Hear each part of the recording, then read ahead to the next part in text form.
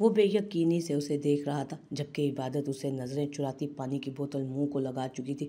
इबादत, तुम सच में प्रेग्नेंट हो क्या? उसने पानी की बोतल उससे छीन कर पूछा। झूठ, मैं प्रेग्नेंट कैसे होते हैं?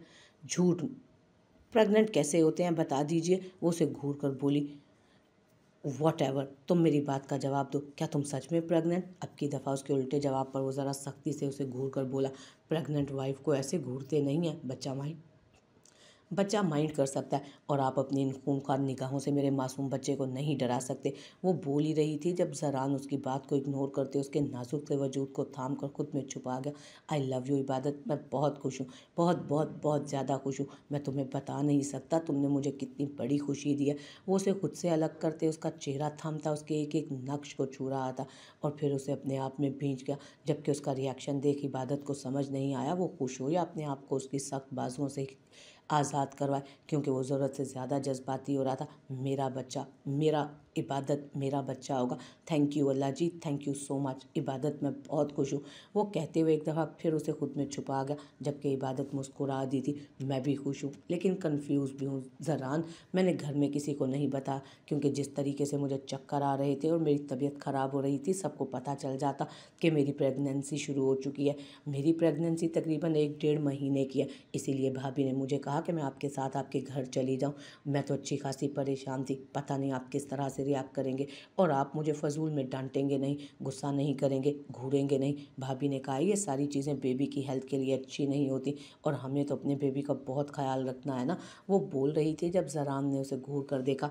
तुमने अपनी हरकतें देखी हैं, अपनी फजूल उल्टी सीधी एक्टिविटीज़ छोड़ दो तो मैं भी तुम्हें कुछ नहीं कहूँगा, और तुमसे ज़्यादा मुझे अपने बच्चे का एहसास है। वैसे भी अब यकीनन वकालत का भूत तो उतर ही गया होगा। वो उसे घूरते हुए बोला तो नफ़ी में सर हिला गई इबादत। नहीं, वकालत मैं करूँगी, और आप जिस टेस्ट की बात कर रहे थे वो भी दूँगी ज़रान, क्योंकि मुझे लाइसेंस चाहिए वकालत का। वो उसे देखते हुए बोली तो ज़रान उसके साथ फजूल बहस में पड़े बगैर गाड़ी में बैठता गाड़ी स्टार्ट कर चुका था। ज़रान, उसके जवाब ना देने पर उसने उसे पुकारा था। तुम्हें क्या लगता है वो कोई आसान टेस्ट होगा इबादत? वकालत का एक असूल हमेशा याद रखो, जज्बाती होकर फैसला नहीं लेते। तुम एक जज्बाती लड़की हो, अपने जज्बात पर कंट्रोल करो, उसके बाद ही तुम वकालत कर सकती हो। हमारे सामने 1000 केस आएंगे, हमें 1000 तरह की चीज़ों को फेस करना पड़ेगा। तुम्हें अगर लगता है कि अपनी इस जज्बाती तबीयत के साथ तुम वकालत में अपना नाम बना सकती हो, तो ये सिर्फ़ और सिर्फ तुम्हारी गलत फहमी है और कुछ भी नहीं। ज़रान, आपके साथ मसला क्या है मुझे समझ नहीं आता। आखिर आप क्यों नहीं चाहते कि मैं वकील बनूं? जज्बात हर इंसान के अंदर होते हैं, आपके भी तो जज्बात है ना। वकालत करना मेरी ख्वाहिश है, और मैं अपनी ख्वाहिश हर कीमत पर पूरी करूंगी। आप मुझे इस तरह डिग्रेड नहीं कर सकते। वो गुस्से से बोली। मैं तुम्हें कब डिग्रेड कर रहा हूँ इबादत? तुम्हारा दिमाग ख़राब है, और मैं क्यों नहीं चाहूँगा कि तुम वकालत करो? तुम एक छोटी सी बात समझने की कोशिश नहीं कर रही हो। जिस तरह जज्बात में आकर तुमने बीच सड़क पर मुझे थप्पड़ मारा, इस तरह के लोग वकील नहीं बनते। तुम एक तरफ की चीज़ देखती हो, एक तरफ की चीज़ सोचती हो, और वकील दोनों आंखों और दोनों कान खुले रखकर दिमाग से सोचता है। ये तुम्हारी अकल है कि किसी तीसरी औरत ने आकर तुम्हें कुछ बताया तो तुमने सोचे समझे बगैर आकर मुझे थप्पड़ झाड़ दिया। अब जाकर तुम्हें वो लड़की ये कह रही है कि उसे कोई केस नहीं करवाना, बल्कि अपनी ज़िंदगी जीनी है, तो तुम्हें इस बात पर यकीन नहीं आ रहा। पता है तुम्हारी सबसे बड़ी कमज़ोरी क्या है? तुम सच और झूठ में फ़र्क ही नहीं कर सकती। तुम्हें प्रॉपर ट्रेनिंग की ज़रूरत है। इस इंटर्नशिप कोर्स को मुकम्मल करो, इसके बाद अपना टेस्ट दो, और फिर खुद ही अपनी गलतियों को पॉइंट आउट करो। इबादत, मैं तुम्हारी जज्बाती तबीयत को समझ गया हूँ, इसलिए तुम्हारी उस थप्पड़ वाली गलती पर अभी तक कोई रिएक्ट नहीं किया। अगर मेरी जगह कोई और होता तो बीच सड़क पर ऐसा ही थप्पड़ झाड़ देता, फिर क्या इज्जत रह जाती तुम्हारी? वो गुस्से से उसे घूर कर बोला, जबकि इबादत बिना कोई जवाब दिए मुंह बना गए। अपनी ये गलती तो वो भी मानती थी, जज्बात में आकर उसने गलती तो की थी। जो भी था, उसे ज़रान पर हाथ नहीं उठाना चाहिए था। वो उसका शौहर था और उसका मजाजी खुदा था। इस तरह का थप्पड़ कोई मर्द कहाँ बर्दाश्त करता है, वो भी बीच सड़क पर। वो गलती उसने जज्बात में ही आकर की थी, लेकिन अब ज़रान उसे बहुत कमज़ोर समझने लगा था, जो उसके लिए सही नहीं था। उसे ज़रान के सामने अपना आप साबित करना ही था। वो उसके साथ घर के अंदर दाखिल हुई तो हर तरफ अंधेरा ही अंधेरा था। शायद सब मुलाजिम जा चुके थे। यहाँ पर तो सिर्फ मर्द हजरात काम करते हैं, कोई लेडीज़ मुलाजमा नहीं है क्या? वो उसके साथ अंदर आते सवाल करने लगी। अभी तक तो नहीं है, लेकिन तुम्हारे लिए रखवा लूँगा, डोंट वरी। वो उसका हाथ थामे ऊपर की तरफ कदम बढ़ा रहा था। ज़रान, मैं पहले बता रही हूँ, मैं ना लाजमी वकालत करूँगी, और आप मुझे रोकेंगे नहीं। वो ऊपर आते हुए एक दफ़ा फिर से बोली तो ज़रान के लबों पर दिलकश मुस्कुराहट आई। मेरी जान, मैंने तुम्हें पहले भी मना नहीं किया, मैं बस ये कह रहा हूँ कि अपना कोर्स मुकम्मल करो अब प्लीज़। मैं बहस के मूड में नहीं हूँ ज़रान, मैं बहस नहीं कर रही, मैं बस आपको ये बताना चाहती हूँ कि आपने जिन लोगों के साथ गलत किया है। इबादत यार बस कर दो, एक चीज़ के पीछे ही लग गई हो। मैंने किसी के साथ कुछ गलत नहीं किया, सिर्फ अपना काम किया है और इतनी अच्छी खबर के बाद मेरा बिल्कुल मूड नहीं है तुमसे लड़ाई करने का। इसलिए बेहतर है कि इस मौजू को यहीं पर ख़त्म कर दो। अब की दफ़ा वो सख्ती से बोला था। कैसे ख़त्म कर दूँ ज़रान, आप इतने लोगों के साथ नाइंसाफ़ी कर चुके हैं, इतने लोगों को उनका हक़ नहीं दिया, इंसाफ नहीं दिया, और आप कहते हैं कि मैं ये मौजू यहीं पर ख़त्म कर दूँ। वो फिर से जज्बाती होने लगी। फॉर गॉड सेक इबादत, दूसरों की वजह से अपने मामलात ख़राब मत करो। वो काफ़ी सख्ती से बोला। मैं किसी के लिए अपने मामलात ख़राब नहीं कर रही हूँ ज़रान, लेकिन मैं हक़ से पीछे भी नहीं हट सकती। वो उसके अंदाज़ पर गुस्से से बोली थी। तो भाड़ में जाओ तुम दिलाती रहो इंसाफ लोगों को, मेरा दिमाग ख़राब करने की ज़रूरत नहीं है। जाओ सारी रात सारी दुनिया के केस लड़ो। यही चीज़ मैं पॉइंट आउट करता हूँ इबादत के तुम एक जज्बाती लड़की हो। अपने जज्बात की आड़ में तुम्हें कुछ समझ ही नहीं आ रहा। यू नो व्हाट, एक प्रोफेशन से ताल्लुक़ रखने वाले हस्बैंड वाइफ सिर्फ लड़ते ही हैं क्योंकि क्योंकि उन लोगों को अपनी अलग अलग सोचों से फुर्सत ही नहीं मिलती। मैं तुम्हें गलत साबित नहीं करना चाहता इबादत, लेकिन तुम गलत हो। और आजकल जो तुम कर रही हो ना, तुम साबित कर रही हो कि तुम एक वकील बनने के काबिल नहीं हो। अब ये मत कहना कि मैं तुम्हें डिग्रेड कर रहा हूँ, लेकिन जिस तरह तुम जज्बाती तबीयत की मालिक हो इबादत, तुम कभी एक अच्छी वकील नहीं बन सकती। हाँ बिल्कुल, क्योंकि मैं आपकी गलतियों को पॉइंट आउट करती हूँ और आपको सही गलत की पहचान बताती हूँ, इसलिए मैं कभी एक अच्छी वकील नहीं बन सकती। क्योंकि ज़रान साहब मैं आपको आईना दिखाती हूँ, आप अपनी हकीकत को फेस नहीं कर सकते, आप अपनी गलतियों को कबूल नहीं कर सकते, और मैं आपको वकील तो बनकर दिखाऊंगी क्योंकि मुझे पता है कि मैं वकील बन सकती हूँ और आपसे कहीं ज़्यादा बेहतर बन सकती हूँ। वो बेहद गुस्से में बोली तो ज़रान ने तंज़िया अंदाज में हंसकर उसके लिए क्लैपिंग की। जस्ट गो टू हेल्प, वो कहता स्टडी रूम के दरवाजे को खोलकर अंदर चला गया और अंदर से बंद कर गया। मतलब वो अब बहस का हिस्सा नहीं बनना चाहता था, जबकि इबादत को अब उसकी बातों पर रोना आने लगा। वो कैसे कह सकता था कि वो एक अच्छी वकील नहीं बन सकती। वो चाहता ही नहीं था कि वो वकील बने क्योंकि उसे पता था कि उसकी बीवी उससे अच्छी वकील बन सकती है। मैं आपको वकील बन के दिखाऊंगी, देख लेना आप, एक दिन आएगा आपके खिलाफ केस लड़ूंगी। वो स्टडी रूम का दरवाज़ा ज़ोर ज़ोर से बजाते रोते हुए बोल रही थी, जबकि अंदर ज़रान रिवॉल्विंग चेयर पर बैठा मुसलसल उसके बारे में ही सोच रहा था। उसकी रूहानी आवाज़ पर उसके लबों पर एक खूबसूरत सी मुस्कुराहट बिखरी थी। आप यहाँ पर क्या कर रहे हैं? वो बिना किसी की परवाह के अंदर दाखिल हुआ था, जबकि वो सोफे पर आड़ी तिरछी लेटी टीवी देख रही थी।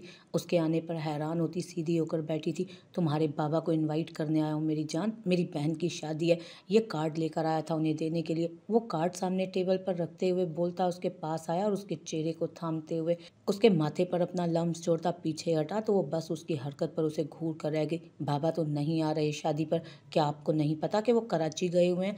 उसकी बेबाक हरकत पर वो काफ़ी ज़्यादा फासला कायम करती पीछे हटती हैरत से उसे तकने लगी। उसकी इस बेबाक हरकत पर वो काफ़ी ज़्यादा फासला कायम करते पीछे हटती हैरत से उसे देखते बोली, पता है, लेकिन फिर भी कार्ड देना तो मेरा फ़र्ज़ बनता है ना, इसीलिए देने आया हूँ। और तुम उठो जल्दी से, जूते पहनो, ज़्यादा टाइम नहीं है मेरे पास। ये कार्ड्स और जगह भी बांटने हैं तुम्हें घर छोड़कर। मुझे घर छोड़कर क्या मतलब है? वो हैरत से उससे पूछने लगी। तुम्हें घर छोड़ने का मतलब ये है कि तुम उस घर की बहू हो, कोई तुम्हारा भी फ़र्ज़ बनता है कि जाकर अम्मी की हेल्प करवाओ, भाभी का हाथ बटाओ। यहाँ आराम से टीवी देख रही हो जैसे इस दुनिया में टीवी देखने से बढ़कर और कोई काम ही नहीं है। लड़की, काम काज सीखो। मैं ज़रा टेढ़े मिजाज का आदमी हूँ, मुझे लड़कियों के फजूल के ड्रामे बिल्कुल भी पसंद नहीं आते। और दूसरी बात, खाना बनाना सीखो, मुझे घर का खाना पसंद है। और तुम्हारे वालिद साहब मेरा ट्रांसफ़र करवाने के चक्कर में हैं तो वहाँ जाकर खाना तुम ही बनाओगी। तुम्हारे वालिद इस सोच में तो हरगिज़ ना रहीं कि तुम्हें मुझसे दूर कर पाएंगे। जहाँ जाऊँगा मैं तुम्हें साथ लेकर जाऊँगा। अब खड़ी मेरी शक्ल क्या देख रही हो? चलो यार, टाइम नहीं है। वो उसका बाजू पकड़ता उसे तेज़ी से लिए आगे बढ़ा तो वो उसकी हरकत पर उसके साथ खींचती चली जा रही थी। नहीं जाना मुझे, छोड़े मुझे, नहीं जाना। वो अपना आप छुड़वाने की कोशिश कर रही थी जब वो उसे ज़बरदस्ती गाड़ी में बिठाता दरवाज़ा बंद करता दूसरी तरफ से आकर ड्राइविंग सीट भी संभाल चुका था, जबकि उसकी किसी भी बात की परवाह किए बगैर वो गाड़ी तक स्टार्ट कर चुका था और वो ना ना करती रह गई। अरूष जब से हनीमून से वापस आई थी काफ़ी बदल चुकी थी। हर चीज़ का ख्याल रखती, सब घर वालों के साथ वक्त गुजारती। बहुत जल्दी वो सबके साथ घुलने मिलने लग गई थी। शायद ये उन बातों का असर था। आहिस्ता आहिस्ता उसकी गलतफहमी दूर हो रही थी और सब नॉर्मल हो रहा था। ये बहुत अच्छी बात थी। उसका इरादा था कि वो जल्दी उसे उसके बाबा के पास ले जाएगा ताकि बाकी लोगों की गलतफहमियां भी दूर हो जाएं। वो उसके साथ भी काफ़ी अच्छे से रह रही थी। बल्कि कल तो उसने आकर कहा था कि वो उसके साथ शॉपिंग पर जाएगी और अपने लिए वलीमे का ड्रेस लेकर आएगी, क्योंकि उसके लिए जो वलीमे की ड्रेस आई थी वो ज़्यादा हैवी और ज़्यादा लूज़ थी उसे, और उसके साइज़ में वो मिल भी नहीं रही थी। जिस पर शहीर तो उसी वक्त उसके साथ चलने को तैयार हो गया था, लेकिन काम बहुत ज़्यादा होने की वजह से उसने कल का कहा था। उस वक्त भी वो कामों में बुरी तरह मसरूफ़ थे जब ज़बर शनाया को ले आया। अम्मी ये लीजिए आ गई आपकी बहू, करवाएं काम जो करवाना है, इसे भी काम पर लगाएं और मेहंदी लगवाएं इसके हाथों पर भी। और अरूष भाभी आपने इसके लिए जो कपड़े लाए हैं वो इसके हवाले करें, शादी के चंद दिन ये यहीं पर रहेगी। वो अपनी बात मुकम्मल करता कार्ड लेकर वापस बाहर निकल चुका था, क्योंकि अभी उसका बहुत सारा काम बाकी था। आओ मेरा बच्चा, मेरी जान, ये ज़बर ना ऐसा ही है, हर वक्त इसको ना जल्दी पड़ी रहती है। आओ तुम मेरे साथ, मैं तुम्हारे हाथों पर मेहंदी लगवा देती हूँ। जोरिश बेटा, इसे इसका ड्रेस दिखाओ जो हम कल लेकर आए थे मेहंदी पर पहनने के लिए। उन्होंने जोरिश को मुखातिब किया। जी अम्मी मैं दिखाती हूँ अभी। जोरिश फ़ौरन उठकर उसे ड्रेस दिखाने लगी, जबकि वो बुरी तरह कन्फ्यूज़ थी। उन लोगों का इतना प्यार मोहब्बत, वो ना तो बदतमीज़ी कर पाती थी इस मोहब्बत पर और ना ही उनसे कुछ कह पाती। लेकिन हाँ, ज़बर का अंदाज़ उसे पसंद नहीं था और बाबा ने उसे ज़बर से मिलने से मना किया था। पता नहीं क्यों, लेकिन बाबा ने कहा था कि वो ज़बर से बिल्कुल बात ना करे और ना ही उसके साथ कहीं आए जाए। वो उसकी तलाक जल्द से जल्द करवा देंगे उससे। वो कमरे में दाखिल हुई तो बारिक परेशान बैठा था। वो जानती थी वो क्यों परेशान है, लेकिन उसके पास उसकी परेशानी का कोई हल भी तो ना था।